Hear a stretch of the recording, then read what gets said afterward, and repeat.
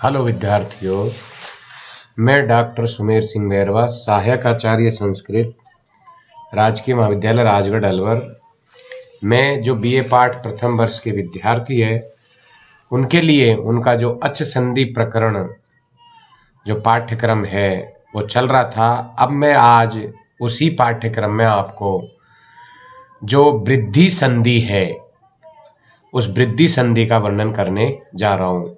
इससे पहले मैंने आपको यण संधि, अयादि संधि और गुण संधि का वर्णन किया था। अब उसके बाद जो आज वर्णन करने जा रहा हूँ उस संधि का नाम है वृद्धि संधि। देखिए, जिस प्रकार से गुण संधि का प्रयोग हुआ था उसी प्रकार वृद्धि संधि की भी कुछ सिद्धियां हैं। उन सिद्धियों से ही हम जो सिद्धियां वृद्धि संधि की है उन सिद्ध परीक्षा की दृष्टि से भी ये एक महत्वपूर्ण सिद्धियां मानी जाती है।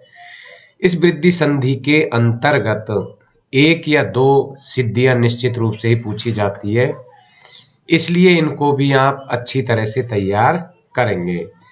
देखिए, जो वृद्धि संधि है, वृद्धि संधि किसे कहते हैं, वृद्धि संधि का क्या तात्पर्य है, तो ये मैं आज आपको वर्णन करने जा रहा हूं। तो देखिए, जो वृद्धि संधि है उस वृद्धि संधि के लिए वृद्धि रेची एक ये सूत्र है, इस सूत्र का प्रयोग किया जाता है। अर्थात इसमें बताया गया है कि अ या आ वर्ण के बाद में ए या ऐ वर्ण हो तो पूर्व और पर दोनों के स्थान पर ऐ आदेश का प्रयोग होता है। अ या आ वर्ण के बाद में ए या ऐ वर्ण हो तो पूर्व और पर दोनों के स्थान पर ऐ आदेश होता है। ए या आ वर्ण के बाद ओ या औ वर्ण हो तो दोनों के स्थान पर औ आदेश होता है। तो यहाँ पर देखिए, एक सीधी सी परिभाषा है कि यदि ए और ओ, इसको भी हम आसानी से पहचान सकते हैं, यदि ए और ओ का प्रयोग हुआ हो तो वहां पर गुण संधि है, और यदि डबल मात्रा आई और औ का प्रयोग हुआ हो तो एक तरह से वहां पर वृद्धि संधि का प्रयोग होता है। तो आज हम इस दृष्टि से भी गुण और वृद्धि संधि में एक तरह से पहचान कर सकते हैं कि वृद्धि संधि कहाँ होती है और गुण संधि कहाँ होती है। अब जो वृद्धि संधि है उस वृद्धि संधि की बस दो ही ये मेन परिभाषा मानी गई है कि यदि अ या वर्ण के बाद में ए और ऐ का प्रयोग हुआ हो तो दोनों के स्थान पर अपन को ऐ आदेश करना है, और अ या वर्ण के बाद में ओ और औ का प्रयोग यदि हुआ हो तो दोनों के स्थान पर औ आदेश का प्रयोग करना है। ये वृद्धि संधि के लिए वृद्धि रेची नामक जो सूत्र है उस सूत्र का हमको प्रयोग करना है। अब इसकी सिद्धि करने के लिए हमको जिन सूत्रों का प्रयोग करना है और सिद्धियों के अंतर्गत उनको लगाना आवश्यक है, उनकी व्याख्या हमको पढ़ना जरूरी है। तो देखिए, सबसे पहला जो सूत्र है उस सूत्र का नाम है वृद्धि रादई च।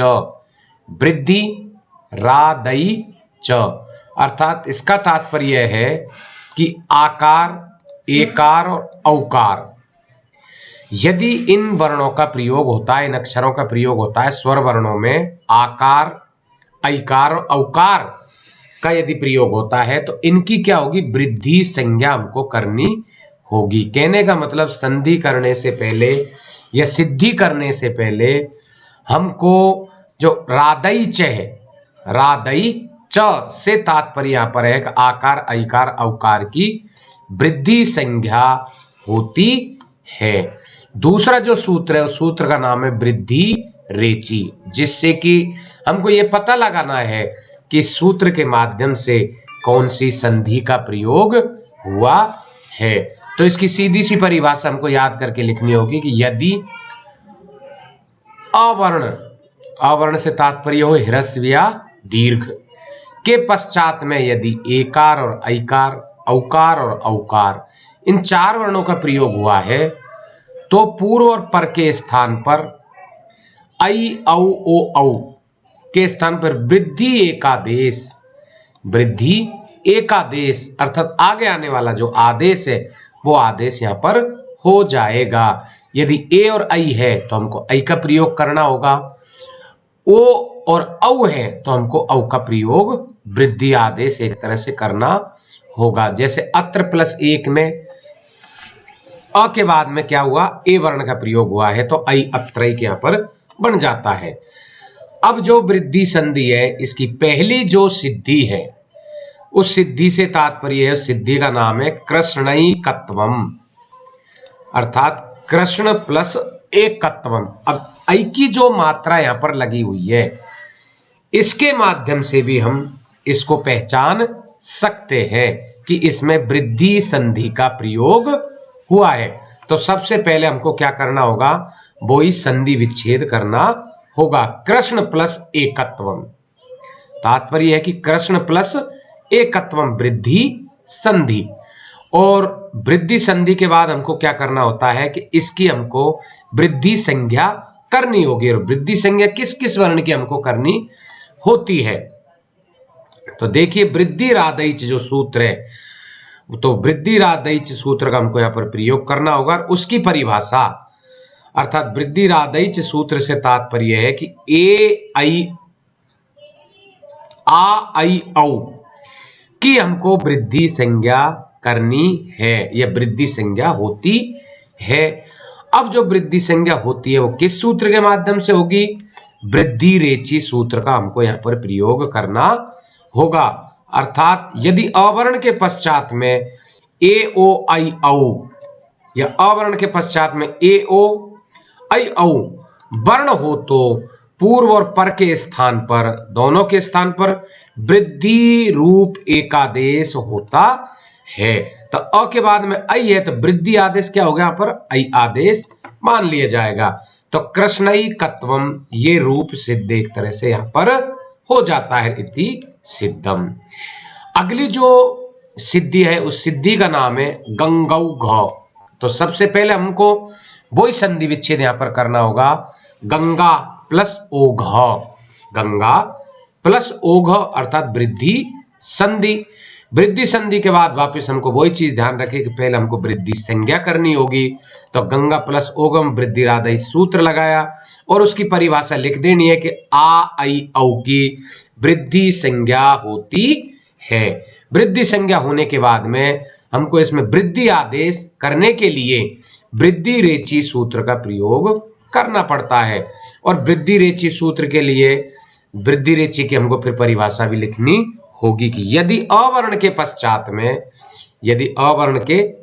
में ए आई ओ औ वर्ण यदि आया हो तो पूर्व और पर दोनों के स्थान पर हमको वृद्धि आदेश करना होगा। यह वृद्धि आदेश हो जाता है। तो गंग प्लस आ प्लस ओघ, गंग प्लस आ प्लस ओघ। तो आ के बाद में औ, आ के बाद में क्या है, ओ वर्ण का यहाँ पर प्रयोग हुआ है। तो इन दोनों को मिला करके और औ आदेश यहाँ पर हो जाता है वृद्धि रेची सूत्र के माध्यम से। फिर यदि हम इसको मिला देते तो गंगौ घ इति सिद्धम।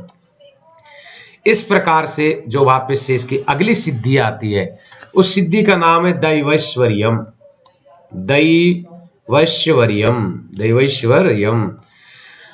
वापस से हमको वही संधि विच्छेद देव प्लस ऐश्वर्यम। कौन सी संधि होगी, वृद्धि संधि।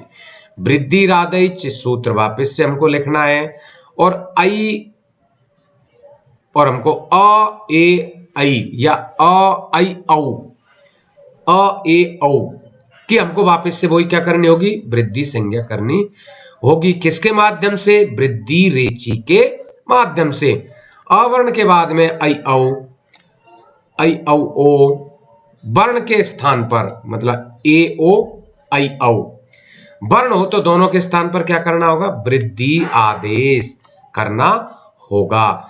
तो यहां पर ए के अ के बाद में ए का प्रयोग हुआ है तो दोनों को मिला करके और यहां पर क्या करना होगा, आई आदेश करना होगा। तो ये आई आदेश अ प्लस ए तो वृद्धि आदेश वृद्धि रेची सूत्र से। तो यहां पर इस प्रकार से रूप जो बन जाता है वो है दैवैश्वर्यम, सिद्ध हो जाता है। एक अगली और इसमें देख सकते हैं अपन, कृष्णौत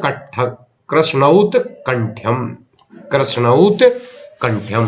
तो सबसे पहले वही हमको संधि विच्छेद यहां पर करना होगा। कृष्ण प्लस ओत कंठम वृद्धि संधि, और कृष्ण प्लस ओत कंठम के बाद में हमको ओ की वृद्धि रादेश से वृद्धि संज्ञा करनी होगी, और वृद्धि रेची जो सूत्र है उस सूत्र के माध्यम से अ के बाद में ओ वर्ण का यहाँ पर प्रयोग हुआ है, तो वृद्धि रेची के माध्यम से वृद्धि आदेश यहाँ पर करना होगा। तो वृद्धि आदेश मतलब ओ की जगह हमको औ आदेश यहाँ पर हो जाता है, इस रूप सिद्ध हो जाता है कृष्णौत कंठम इति सिद्धम। तो इस प्रकार से 3 जो सिद्धियां है वो आज मैंने आपके सामने वर्णन किया है। धन्यवाद।